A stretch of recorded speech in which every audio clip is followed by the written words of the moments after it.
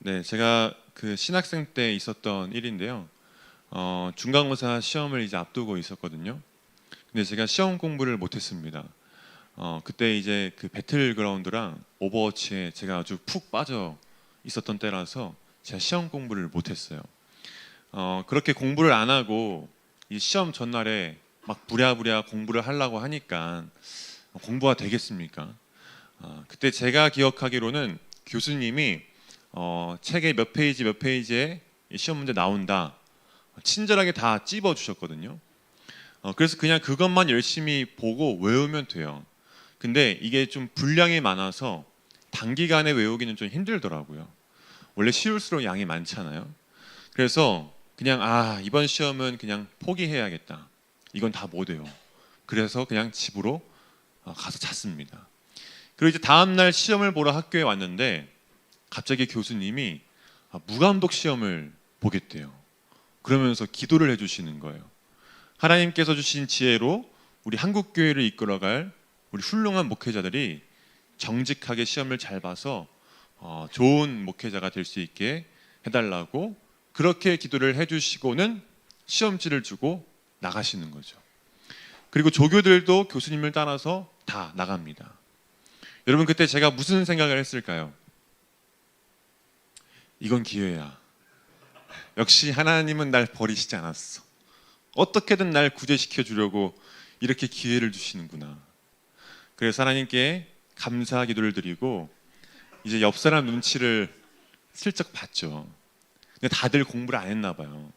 갑자기 오픈북이 아닌데 막 책을 꺼내고 노트를 꺼내고 심지어 어떤 사람은 이 사람은 좀 심하긴 했어요. 노트북을 꺼내서 보더라고요. 그래서 저도 마침 제 가방에 딱 그 책이 있길래 책을 꺼냈습니다. 그리고 열심히 책을 보면서 답을 적었죠. 그리고 저는 좋은 학점을 받았습니다.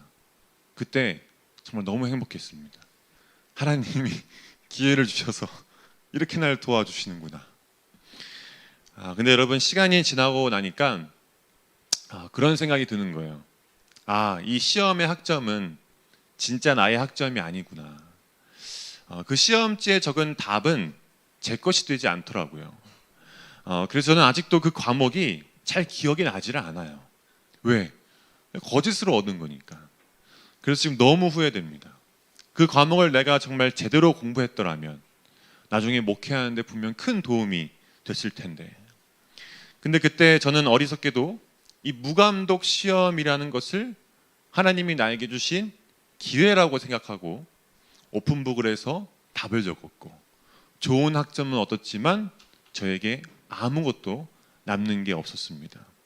지금 와서 생각해 보면 차라리 그 기회를 버리고 재수강을 했더라면, 아니 그것을 애초에 기회라고 생각하지 않고 어쩌면 하나님이 나를 시험한다 라고 생각하고 그 시험을 정직하게 통과했더라면, 그러면 나의 삶이 좀 더 하나님 보시기에 합당하고 나의 삶이 좀 더 신앙적으로 유익하지 않았을까 하는 그런 아쉬움이 제 안에 여전히 있더라고요. 여러분 우리가 살다 보면 뜻하지 않게 우리 인생 가운데 기회가 찾아올 때가 있습니다. 정말 말도 안 되는 기회, 예상치 못한 기회, 아니면 내가 그렇게 원하고 바랬는데 그동안 아무 일도 없다가 갑자기 나에게 찾아온 기회. 그때 우리는 이렇게 생각할 때가 많죠. 그래, 이건 하나님이 주신 기회야. 갑자기 나에게 왜 이런 일이 일어나겠어? 이런 말도 안 되는 일이 나에게 일어난 건 분명 하나님의 뜻이 있을 거야. 그래서 그 기회를 마치 하나님의 뜻으로 착각하면서 섣불리 움직일 때가 있다라는 것이죠. 물론 여러분, 하나님은 여러분들에게 기회를 주실 수가 있습니다. 그러나 모든 기회가 다 하나님의 뜻은 아니라는 것입니다. 때로는 나에게 찾아온 기회가 나를 망가뜨리고 나를 넘어지게 하는 기회일 수도 있습니다. 그래서 우리는 나에게 찾아온 그 상황과 환경을 바라보는 것이 아니라 그 상황과 환경 가운데서 나를 향하신 하나님의 뜻을 구해야 되는 것이죠. 오늘 말씀에서 다윗을 한번 보십시오. 사울이 다윗을 죽이려고 엔게디 광야로 3천 명을 이끌고 추격을 하거든요. 그러다가 어느 한 굴에 이르게 되는데 갑자기 이 사울이 배가 아팠나 봐요. 그래서 용변을 보려고 굴 속으로 들어간 거죠. 근데 그 굴 속에 지금 누가 있나요? 3절 말씀을 볼까요? 길가 양의 우리에 이른즉 굴이 있는지라 사울이 뒤를 보러 들어가니라 다윗과 그의 사람들이 그 굴 깊은 곳에 있더니 마침 그 굴 안에 다윗이 있었던 거예요. 근데 워낙 그 굴이 깊으니까 뭐 보이겠어요? 그리고 여러분 화장실 급할 때는 아무것도 안 보이죠. 오직 화장실, 오직 이 문제를 해결할 수 있는 것, 이것만 보이지 뭐 다른 게 눈에 보이겠습니까? 그래서 사울이 굴에 들어가자마자 겉옷을 벗어버리고 용변을 보는 거예요. 그리고 자기가 용변 보는 걸 그 자기를 지키는 호위병들에게 보여줄 수 없으니까 호위병들 보고 굴 밖에 나가서 대기하라고 했겠죠. 그래서 사울은 지금 혼자서 무방비 상태로 용변을 보고 있습니다. 그러자 이 모습을 본 다윗의 사람들이 이렇게 말해요. 4절 말씀. 다윗의 사람들이 이르되 보소서 여호와께서 당신에게 이르시기를 내가 원수를 내 손에 넘기리니 내 생각에 좋은 대로 그에게 행하라 하시더니 이것이 그날이니이다 하니 다윗이 일어나서 사울의 겉옷자락을 가만히 베니라. 지금 사람들이 뭐라고 하는 겁니까? 다윗 왕이요, 이건 기회입니다. 사울을 죽일 수 있는 기회입니다. 하나님께서 예전에 내 적을 너에게 넘겨줄 것이다 라고 말씀하셨잖아요. 그때가 바로 지금입니다. 이렇게 말하는 거죠. 근데 여러분 성경 어디에 봐도 하나님은 사울을 구체적인 원수로 지목해서 내 손에 넘길 것이다 라고 말씀하신 적이 없으세요. 지금 사람들이 주장하는 말은 자기들 입맛대로 말씀을 해석한 것입니다. 하나님이 분명 뭔가를 넘기신다고 했는데 그럼 이게 전에 말했던 하나님의 뜻인가? 그렇게 해석하면서 다윗에게 지금 사울을 죽이라고 하는 것이죠. 여러분 신천지가 사람들을 어떻게 포섭하는지 아세요? 혹시 여기 신천지 있으면 나와서 좀 말해줄래요? 없어요? 감사합니다. 여러분 신천지가 사람을 포섭할 때 전략이 많은데 그 중에서 가장 흔히 알려진 전략이 가장 먼저 그 포섭 대상을 정하는 거예요. 쟤를 내가 포섭해야겠다. A라는 사람을 정합니다. 그리고 A라는 사람의 개인 정보를 입수합니다. 어떻게? 목장 모임이나 셀 모임, 이런 나눔의 시간들을 통해서 그 사람의 정보를 입수하는 거죠. 그리고 나눔을 하다 보면 뭐 좋은 일, 뭐 슬픈 일, 나쁜 일, 억울한 일, 고민 상담 등등 이런저런 이야기가 오고 갈 거 아니에요? 그럼 이제 그걸 잘 귀담아 들었다가 쟤는 지금 가정의 문제 때문에 힘들어하는구나. 쟤는 지금 이런 문제로 힘들어하는구나. 이런 정보들을 다 수집합니다. 그런 다음에 그 사람과 친분을 쌓으려고 합니다. 혹시 운동 좋아해? 혹시 야구 좋아해? 우리 같이 보러 갈래? 이렇게 만남의 횟수를 부담스럽지 않게 천천히 늘려갑니다. 그렇게 어느 정도 친분이 쌓여가면 자신의 집으로 초대를 하죠. 초대해서 맛있는 거 사주고 고민이나 이야기를 잘 들어줍니다. 이걸 한두 번 하는 게 아니라 꽤 많이 해요. 그 사람이 어느 정도 안심할 수 있도록. 그러다가 어느 정도 이 친구와 신뢰가 쌓이면 그때 이제 뭘로 접근하냐면 바로 말씀으로 접근합니다. 근데 너 저번에 그 가정에 문제 있었다고 했잖아. 근데 내가 기도하면서 말씀을 했는데 하나님께서 이런 말씀을 주시더라고. 그러면서 그 친구가 처한 상황 가운데 말씀을 끼워 넣기 시작하는 거예요. 너가 지금 이런 상황이지? 야 대박, 하나님이 지금 너에게 이런 말씀을 주시는 거야.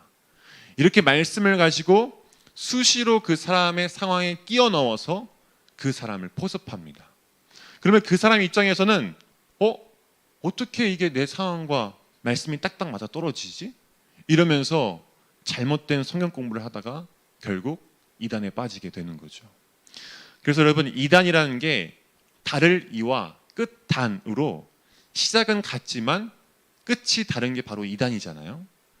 여러분, 사탄은 바로 이런 방법으로 우리에게 접근을 해요. 하나님의 말씀을 처음부터 틀리게 해석하는 게 아니라 그 말씀을 내가 원하는 방향으로 가져다 쓰는 것.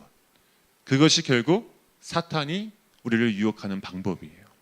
마태복음 4장에도 보면 예수님이 광야에서 40일 금식기도 후에 사탄에게 시험을 당하시잖아요. 근데 그때 사탄이 어떻게 시험해요? 시편 91편에 있는 하나님이 천사들을 시켜서 너를 지키게 하겠다. 그 말씀을 가지고 예수님한테 성전에서 뛰어내려. 괜찮아. 하나님이 지켜준다고 말씀하셨잖아. 이렇게 유혹하잖아요. 여러분, 조심하셔야 됩니다. 우리를 넘어뜨리는 유혹은 항상 이 하나님의 말씀과 반대되는 모습으로 다가오지 않아요. 때로는 하나님의 말씀처럼, 하나님이 나에게 주신 기회처럼 그렇게 다가올 때가 있습니다. 그래서 우리는 분별할 줄 알아야 돼요. 로마서 12장 2절에 보면 너희는 이 세대를 본받지 말고 오직 마음을 새롭게 함으로 변화를 받아 하나님의 선하시고 기뻐하시고 온전하신 뜻이 무엇인지 분별하도록 하라. 지난 시간에 제가 비전과 욕망을 어떻게 구별해야 된다고 했죠? 욕망을 통해서. 근데 그 욕망은 세상적인 욕망이 아니라 본래 우리 안에 있는 하나님을 향한 욕망. 하나님 한 분만을 간절히 원하고 하나님 한 분만을 간절히 사랑하는 그 욕망. 그 욕망을 가져야 우리가 하나님의 비전을 분별할 수 있다라고 했죠. 여러분, 하나님을 향한 욕망이 내 안에 있으면 하나님의 선하시고 기뻐하시고 온전하신 뜻이 무엇인지 분별할 수 있게 됩니다. 반대로 세상을 향한 욕망이 여전히 내 안에 있으면 하나님의 뜻을 분별하지 못하고 상황과 환경에 따라 움직일 수밖에 없는 것이죠. 만약 다윗 안에 하나님을 향한 욕망이 없고 그 안에 세상적인 욕망이 가득했다면 다윗은 이 사람들의 동조에 쉽게 흔들렸을 것입니다. 여러분, 지금 다윗이 처한 상황이 따지고 보면 흔들릴 수밖에 없는 상황이에요. 솔직히 말하면 지금 다윗이 사울을 죽인다고 해서 다윗을 이상하게 볼 사람은 아무도 없습니다. 사울이 자기를 계속해서 죽이려고 했고 또 이미 다윗은 이스라엘의 왕으로 기름 부음을 받았고 거기다가 지금 사울이 동굴로 제 발로 찾아왔고 그것도 호위병 없이 겉옷을 벗은 채 용변을 보고 있는데 여러분, 이걸 보고 기회라고 생각하지 않을 사람이 누가 있겠어요? 아무도 없을 것입니다. 모두가 다 이런 상황 앞에서 이건 기회야. 반드시 죽여야 돼. 지금이 기회야. 이런 생각을 했을 것입니다. 그러나 여러분, 다윗은 하나님을 향한 욕망이 그 안에 있었기에 자신에게 처한 상황과 분위기를 따라가는 것이 아니라 하나님의 말씀을 따라갔습니다. 그 하나님의 말씀이 뭐예요? 사울을 죽이지 않는 거죠. 로마서 13장 1절에서 2절 말씀을 보면 각 사람은 위에 있는 권세들에게 복종하라. 권세는 하나님으로부터 나지 않음이 없나니 모든 권세는 다 하나님께서 정하신 바라. 그러므로 권세를 거스르는 자는 하나님의 명을 거스름이니 거스르는 자들은 심판을 자취하리라. 다윗은 비록 사울이 자신을 죽이려고 하지만 그렇다고 하나님이 세우신 사울을 자기가 직접 심판하지 않겠다는 것이죠. 하나님이 사울을 세우셨으니 사울이 하나님의 뜻에 거스르고 반역하면 하나님께서 사울을 처리할 것이라는 것을 믿고 있었던 것입니다. 그래서 다윗이 어떻게 합니까? 4절 후반절을 다시 보면 다윗이 일어나서 사울의 겉옷자락을 가만히 베니라. 사울의 목을 자르지 않고 용변을 보려고 벗어놓은 그 겉옷만 아주 살짝 자른 거죠. 저는 말씀을 묵상하면서 이때 이 다윗의 심정이 어땠을까? 자기에게 창을 2번이나 던지고 자기를 죽이려고 온갖 방법을 동원하는 그 사울, 지금도 나를 죽이려고 3,000명을 데리고 온 그 사울, 그 사울이 지금 내 앞에 앉아서 용변을 보고 있는데 진짜 칼 한 번만 그으면 사람들 말대로 이제 내 인생은 고생 끝 해피 엔딩인데 여러분 다윗도 그 순간 정말 힘들지 않았을까요? 근데 다윗은 결국 하나님의 말씀에 순종하는 선택을 합니다. 여러분 우리 인생은 선택이라고 할 수 있을 것 같아요. 특히나 우리 그리스도인들은 이 세상을 살아가면서 끊임없이 선택을 하면서 살아가게 되죠. 하나님의 말씀대로 살 것인가? 아니면 세상의 기준대로 살 것인가? 선택은 우리의 몫입니다. 그리고 그 선택에 따른 결과도 우리의 몫입니다. 만약 오늘 다윗이 사람들의 말을 듣고 사울을 죽이는 선택을 했다면 여러분 다윗은 어떻게 됐을까요? 정말 사람들의 말대로 와 이제부터 고생 끝이다, 이제부터 행복 시작이다 이랬을까요? 여러분 지금 다윗이 어디에 있죠? 굴에 있습니다. 근데 그 동굴 밖에 누가 있습니까? 2절을 다시 보면 사울이 온 이스라엘에서 택한 사람 3,000명을 거느리고 다윗과 그의 사람들을 찾으러 들면서 바위로 갈새. 이스라엘에서 택한 사람 3,000명, 즉 요즘 말로 하면 특전사, 최고의 전사들이 동굴 밖에 기다리고 있는 거예요. 근데 동굴 안에 다윗의 편에는 몇 명이 있어요? 600명이 있죠. 만약 다윗이 하나님의 말씀이 아닌 사람들의 말을 듣고 사울을 죽였다면 다윗 또한 사울처럼 죽었을 것입니다. 그래서 어쩌면 다윗에겐 사울을 죽일 수 있는 이 기회가 또 하나의 시험이었을지도 몰라요. 그러나 다윗은 그 시험의 순간 하나님을 선택함으로써 그 시험을 통과할 수 있었던 것이죠. 여러분 인생 가운데에도 기회처럼 보이는 이러한 시험이 찾아온다면 오늘 이 다윗처럼 모든 선택의 기준이 하나님이 되기를 주님의 이름으로 간절히 축복합니다. 여러분들의 삶의 작은 부분부터 한번 하나님을 선택하는 훈련을 해보세요. 이것도 훈련이 필요하거든요. 어느 순간에 갑자기 되는 게 아닙니다. 지금 다윗은 계속해서 이 광야의 시간을 통해서 철저하게 하나님을 신뢰하고 하나님을 선택하는 훈련을 해오고 있습니다. 오늘 이 굴 안에서의 선택은 한순간에 갑자기 만들어진 게 아니에요. 매일의 작은 자리에서 하나님을 선택하는 훈련이 쌓여서 결정적인 순간에 유혹에 흔들리지 않고 믿음으로 하나님을 선택할 수 있었던 것이죠. 그래서 여러분 하나님을 선택하는 훈련을 하셔야 됩니다. 여러분 하나님을 선택하는 훈련이 왜 중요하냐면 이것이 결국엔 우리의 양심을 깨어있게 만들어주기 때문이에요. 오늘 말씀을 다시 보면 다윗이 사울의 겉옷을 베었잖아요. 그러자 다윗이 어떻게 했다고 했죠? 5절을 보니까 다윗의 마음이 찔려. 다윗이 지금 마음이 너무 아픈 거예요. 여러분 지금 이 상황이 이해가 되세요? 아니 사울을 죽이지 않았으면 됐지 왜 마음이 찔려? 여러분 지금 다윗은 이 사울 때문에 마음이 찔린 게 아닙니다. 하나님 때문에 마음이 찔린 거예요. 자기가 감히 하나님께서 기름 부으신 왕 그 사울의 옷자락을 베었다는 사실에 마음이 찔리는 거죠. 아 내가 하나님께서 세우신 왕을 옷을 베었구나. 여러분 날마다 하나님을 선택하고 하나님 앞에 코람데오하는 인생은 이처럼 양심이 깨어있게 됩니다. 양심이 깨어있다는 것은 작은 죄에도 민감하게 반응한다라는 거예요. 작은 것에도 찔린다는 거죠.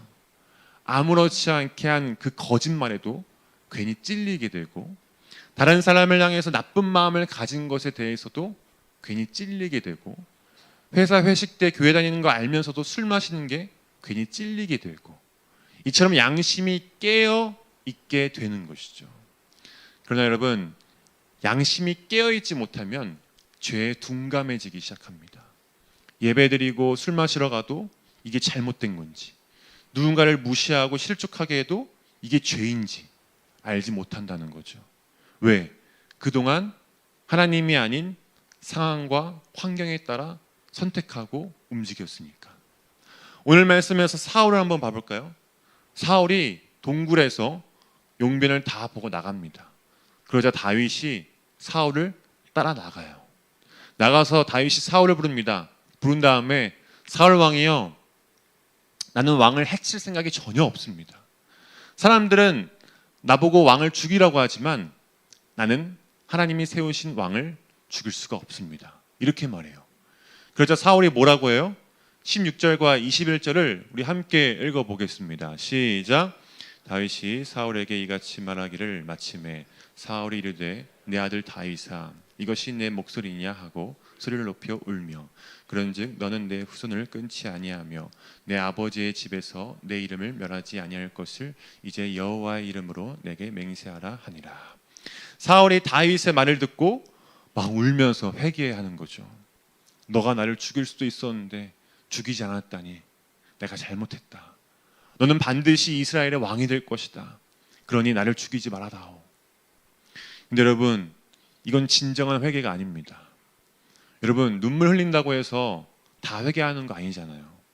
지금 사울은 그저 지금의 감정과 상황에 복받쳐서 눈물을 흘리면서 회개하는 척을 하는 거예요. 그걸 어떻게 하냐고요? 여러분, 사울이 이 말을 듣고 다윗을 정말 놔줍니까? 다윗을 왕으로 인정해요? 안 하죠. 나중에 보면 사울이 다윗을 또 죽이려고 찾아옵니다. 사울은 양심이 깨어있는 것처럼 보이지만 실상 그것은 그저 그 감정과 분위기에 심취했던 거죠. 그건 진정한 회개가 아닙니다. 여러분, 하나님을 선택하지 않아도 얼마든지 이곳에서 분위기나 감정이 휩싸여서 눈물을 흘릴 수도 있고 막 뜨겁게 기도할 수도 있어요. 그러나 그런 사람은 그 감동이 식어버리면 얼마든지 다시 죄의 자리로 돌아올 수밖에 없습니다. 그러나 상황과 분위기가 아닌 하나님을 선택함으로써 양심이 깨어있는 사람은 어떻습니까?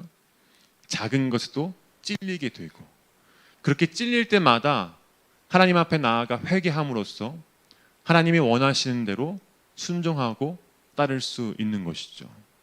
여러분, 지금이 기회입니다. 작은 것부터 하나님을 선택해 보세요. 사울처럼 상황과 환경에 따라 움직이지 마시고 다윗처럼 하나님의 말씀을 선택하고 따르시기를 바랍니다.